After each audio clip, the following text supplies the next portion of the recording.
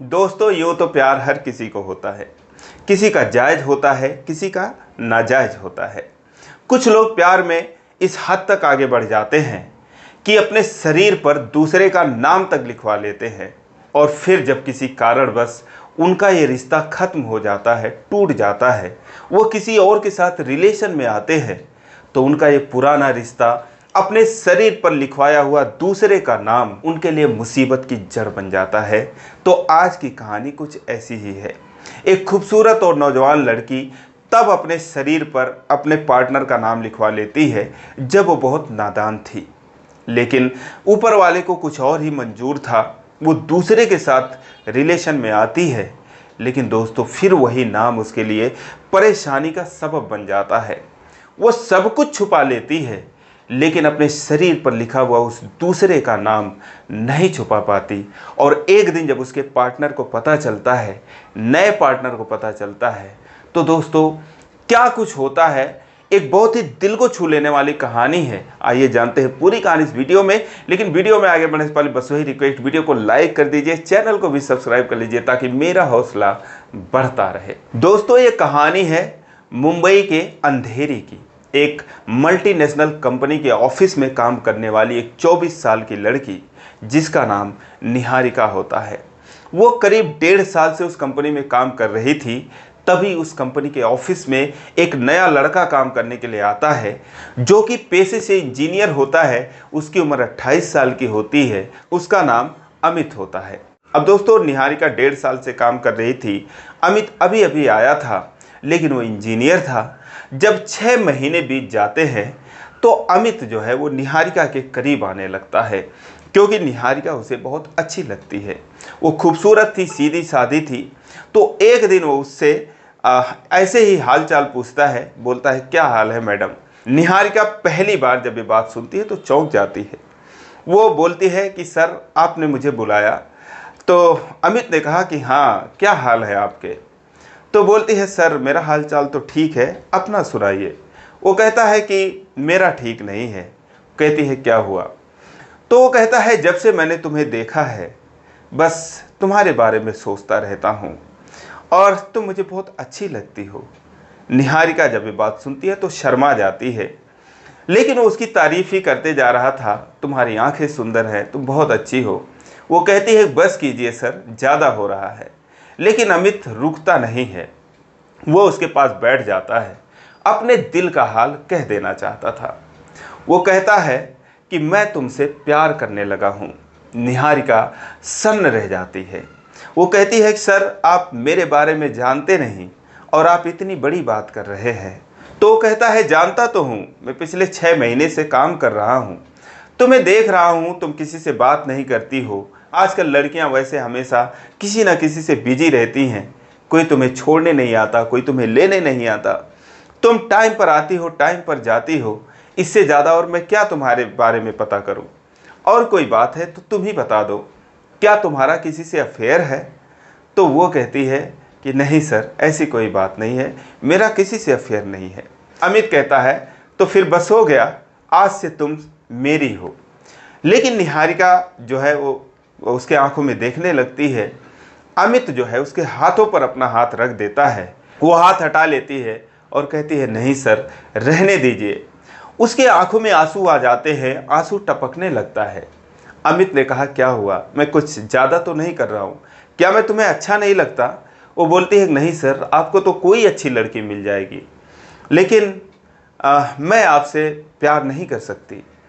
लेकिन दोस्तों, अब वहाँ से वो चला जाता है और रोज़ ही अमित उससे 5-10 मिनट इसी तरीके से बात करता रहता था। अब दोस्तों, रोज़ रोज़ की इन बातों और मुलाकातों से निहारिका के दिल में अमित के लिए जगह बन जाती है। अब दोस्तों, आखिरकार अमित जो चाहता था वही होता है। निहारिका को वो पा लेता है। निहारिका के दिल में उसके लिए जगह बन जाती है। वो उसे छोटी छोटी जगहों पर घुमाने भी ले जाता, उसका ख्याल रखता, उसकी तारीफ़ करता। अमित भी एक अच्छा लड़का था। अब निहारिका जो है, 24 साल उसकी उम्र थी, वो भी प्यार के तलाश में ही थी शायद।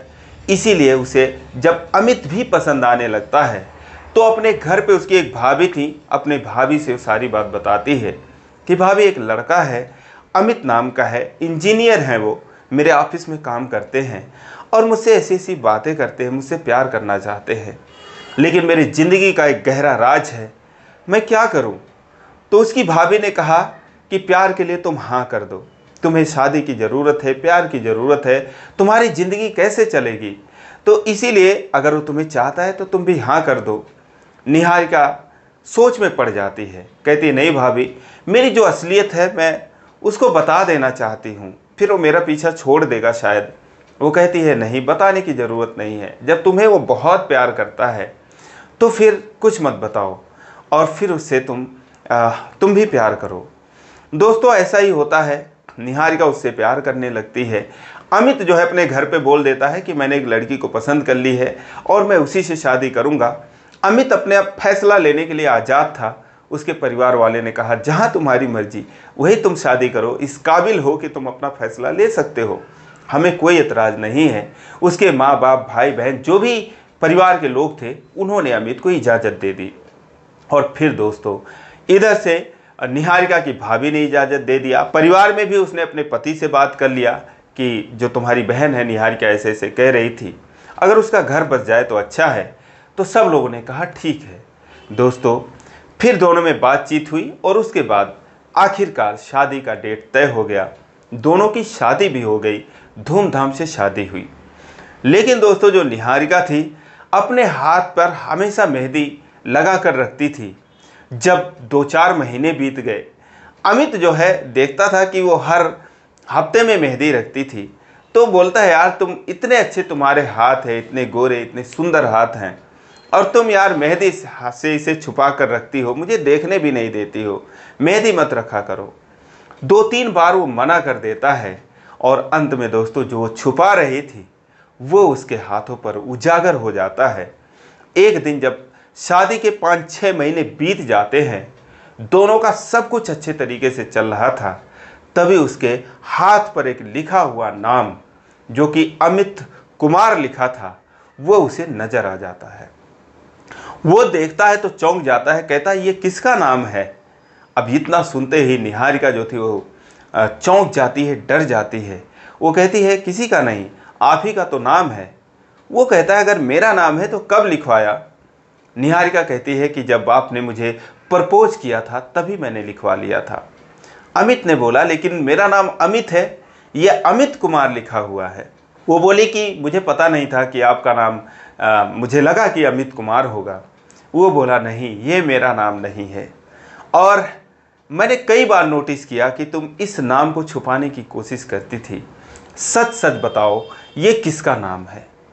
अब निहारिका जो है वो बार बार कहती रही नहीं आपका ही नाम है, लेकिन दोस्तों वो छुपा नहीं पाती। अंत में वो रोने लगती है।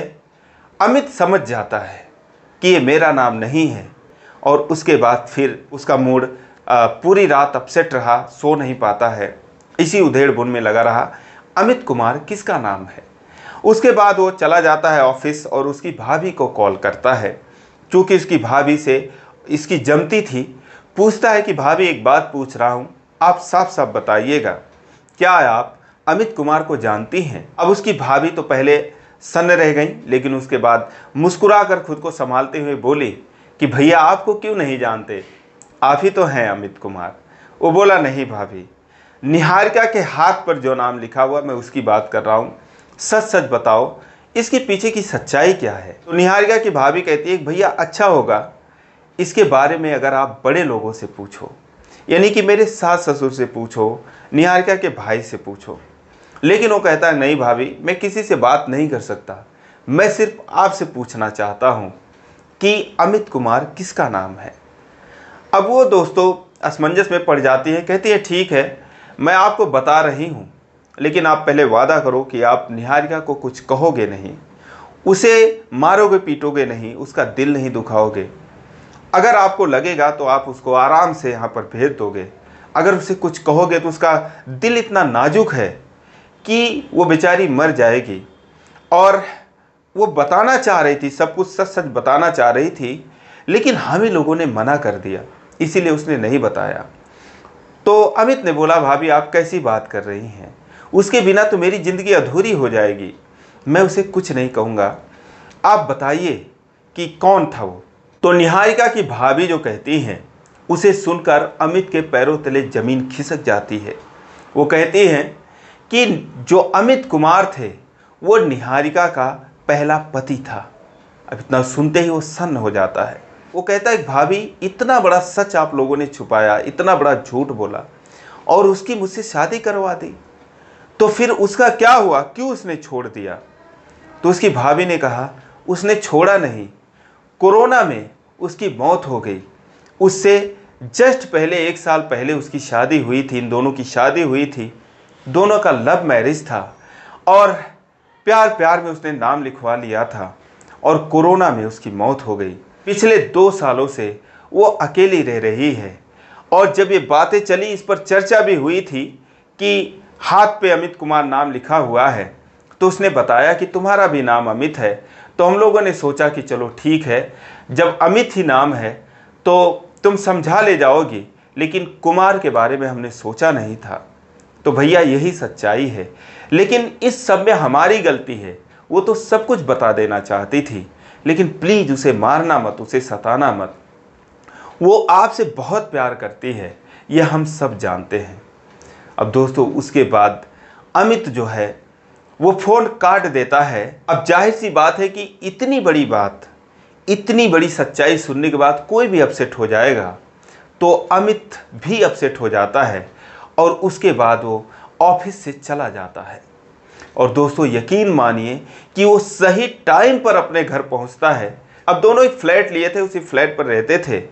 अब जब अमित पहुंचता है ऑफिस में 2 घंटे रहने के बाद, उसकी भाभी से बात करने के बाद जब घर पे पहुंचता है, उससे सवाल जवाब करने के लिए या कुछ उसको पूछने के लिए, बात करने के लिए, तो दोस्तों दरवाज़ा खुला था और जो निहारिका करने जा रही थी उसे देखकर अमित के पैरों तले ज़मीन खिसक जाती है।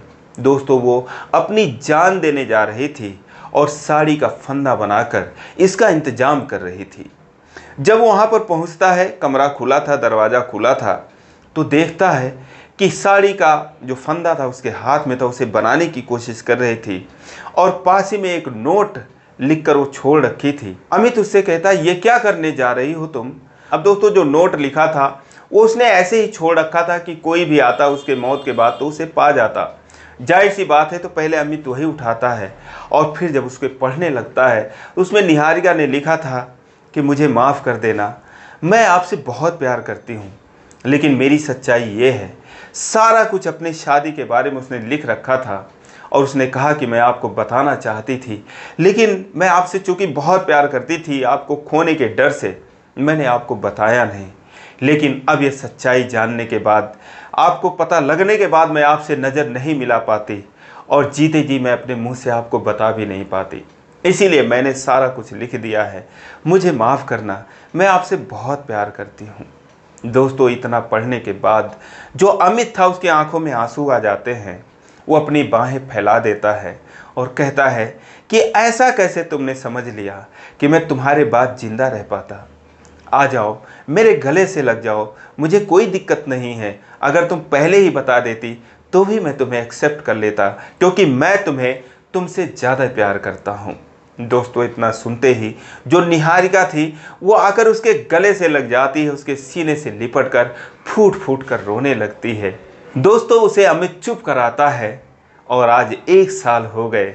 ये दोनों बहुत खुश हैं और अपनी लाइफ को बहुत ही शानदार तरीके से एंजॉय कर रहे हैं। तो दोस्तों ये रही कहानी, आपको कैसी लगी कमेंट में ज़रूर बताएं और इसी प्रकार की कहानियों के लिए वीडियो को लाइक नहीं किया तो लाइक कर दीजिए, चैनल को सब्सक्राइब कर लीजिए। फिर मिलेंगे अगले वीडियो में, तब तक के लिए जय हिंद।